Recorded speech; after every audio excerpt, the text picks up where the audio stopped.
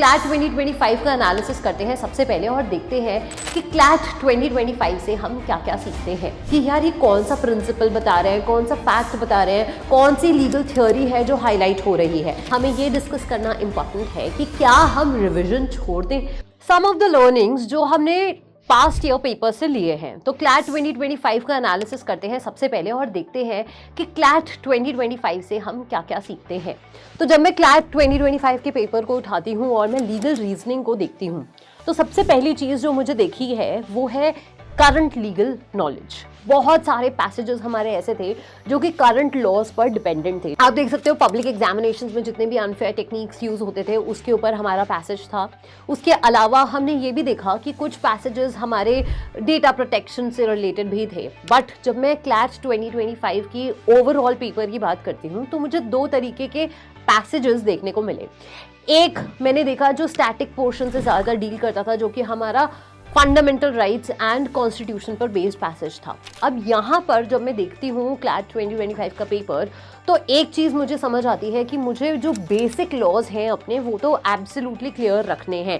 जहाँ पर मैं बात कर सकती हूँ कॉन्ट्रैक्ट से रिलेटेड जो मेरा पैसेज था, कॉन्स्टी से रिलेटेड जो मेरा पैसेज था, उनके बारे में। दूसरा मैंने देखा कि यार करंट लीगल नॉलेज को भी इक्वली इंपॉर्टेंस उन्होंने दी है। अब कुछ पैसेजेस मैं ऐसे भी देख सकती हूँ जहाँ पर मैंने पूरा पैसेज पढ़ा पर मुझे कोई एक कंक्लूजन नहीं नजर आया कि यार ये कौन सा प्रिंसिपल बता रहे हैं, कौन सा फैक्ट बता रहे हैं, कौन सी लीगल थ्योरी है जो हाईलाइट हो रही है। अब ऐसे पर्टिकुलर सिनेरियो में समझना इंपॉर्टेंट होता है कि डायरेक्ट क्वेश्चंस आए थे।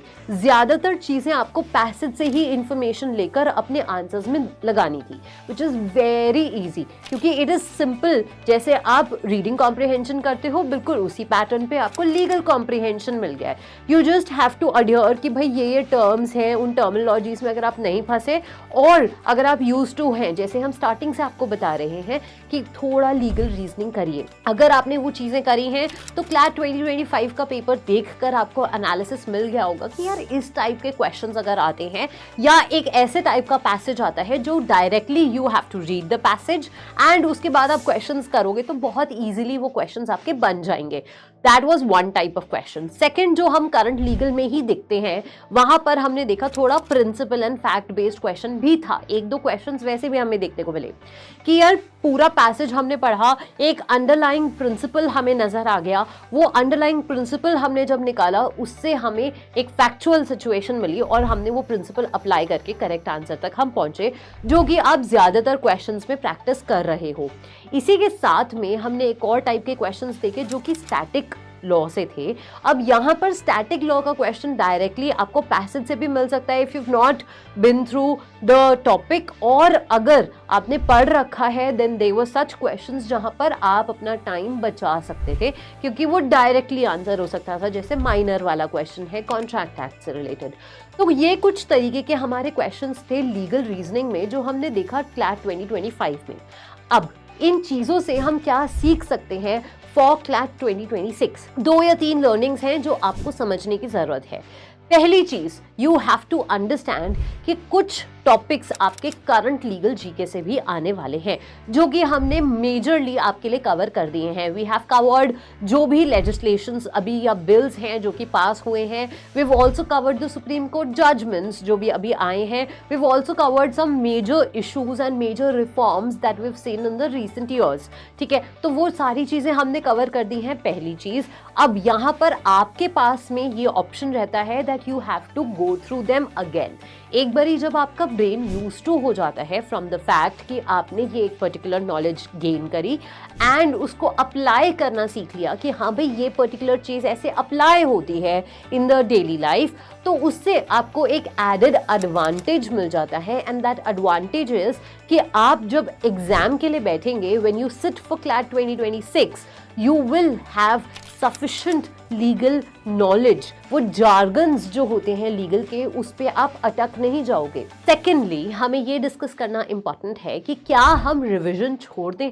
तो नहीं, आपने जितना भी स्टैटिक का पोर्शन पढ़ा है, चाहे वो टॉर्ट्स हो, कॉन्ट्रैक्ट्स हो, कॉन्स्टिट्यूशन हो या फैमिली लॉ हो, ये सारी ही चीजें आपको रिवाइज करना उतना ही इम्पोर्टेंट रहता है। हालांकि हमने पिछले साल कुछ क्वेश्चंस देखे जो जेजे या पॉक्सो एक्ट से भी थे, तो इससे एक और चीज आपको स्टैटिक पोर्शन में ही इंक्लूड कर देनी है, that is your miscellaneous topics.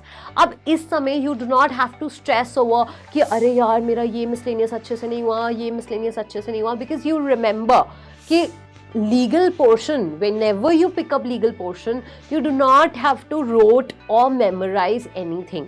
आपको बस बेसिक कंसेप्ट समझ आना चाहिए, और वो समझने के लिए हमने प्रायर अंडरस्टैंडिंग आपको प्रोवाइड कर दी है। तो the second point would be कि आप अपना स्टैटिक का और मिसलेनियस जितना भी आपने पढ़ा है उसको कंसिस्टेंटली रिवाइज करते रहिए, so that it doesn't go off your brain. Third thing that you have to remember is, हर पैसेज प्रिंसिपल फैक्ट बेस्ड नहीं हो सकता। There can be some passages जो सिर्फ फैक्चुअल मैट्रिक्स पे बेस्ड हो, या कोई पर्टिकुलर इंसिडेंट या केस लॉ पे बेस्ड हो जहाँ पर आपको कोई हाईलाइटिंग प्रिंसिपल ना दिखाई दे। अब वहाँ पर आपको पैनिक नहीं करना है कि मैंने तो 3 बार पैसेज पढ़ लिया, मुझे तो समझ ही नहीं आ रहा है, या मैंने 5 बार पैसेज पढ़ लिया, मुझे समझ नहीं आ रहा है। You don't have to worry about it. All you have to do is, आपने पैसेज पढ़ लिया, go through the questions again. हो सकता है क्वेश्चंस आपके डायरेक्टली पैसेज से हों कि हाँ भाई ऑथर क्या बात करना चाह रहा है, कौन सी अप्रोच ले रहा है, रेफॉर्मेटरी थ्योरी लग रही है या फिर आपको रिटेलिएशन दिख रहा है, यहाँ पे क्या दिख रहा है ऑथर की टोन में, वो चीज़ आप यहाँ पर डिसाइफर आराम से कर सकते हैं। Also the fourth thing that you have to remember, जब हम क्लैट 2025 का पेपर देखते हैं तो हम देखते हैं that the legal section was quite easy. वो ईजी टू मॉडरेट भी नहीं था, हम उसे ईजी की लेवल ऑफ डिफिकल्टी में कैटेगराइज करते हैं।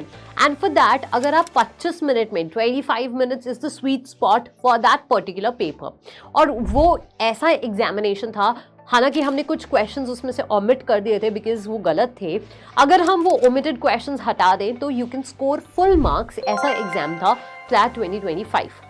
अगर same level of difficulty CLAT 2026 में भी आती है, आई वुड अर्ज यू कि अपनी मेहनत और तैयारी इस हिसाब से रखिए दैट आप 25 to 30 मिनट्स में आराम से लीगल का पोर्शन वाइंड अप कर सकते हैं। This is your strong suit. Believe in yourself, and these are the learnings which we have picked up from CLAT 2025 examination and can use for CLAT 2026 examination. All the best.